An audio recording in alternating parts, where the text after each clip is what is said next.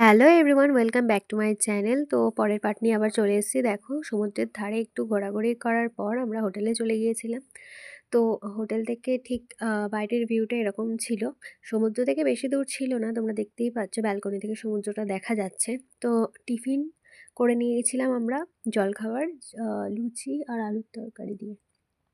এরপর আমরা স্নানের উদ্দেশ্যে দুপুরবেলা বেরিয়ে পড়েছিলাম। ভীষণ রোদ ছিল, ভীষণ রোদ মানে প্রচণ্ডই রোদ। তারপর আমরা আস্তে আস্তে চলে গিয়েছিলাম সমুদ্রের ধারে। কিছু ফটো তুলেছিলাম, ভিডিও করতে পারিনি, তো ফটোগুলো তোমাদের সাথে শেয়ার করলাম। আর স্নানের উদ্দেশ্যে গিয়েছিলাম ঠিকই, কিন্তু তখন জোয়ার চলছিল, তার ফলে আমাদের নামতে দিচ্ছিল না। দেখতেই পাচ্ছ তোমরা জলের কেমন মানে স্রোত, ভীষণই স্রোত। আমরা ওই পাড়ে বসে বসে ঢেউ খেয়ে চলে এসেছিলাম। তো হোটেলে এসে আমরা দুপুরের লাঞ্চটা করে নিয়েছিলাম। এঁচোড়ের তরকারি, ডাল, চিকেন, চাটনি, পাঁপড় দিয়ে। তো খাওয়া দাওয়ার পর আমরা একটু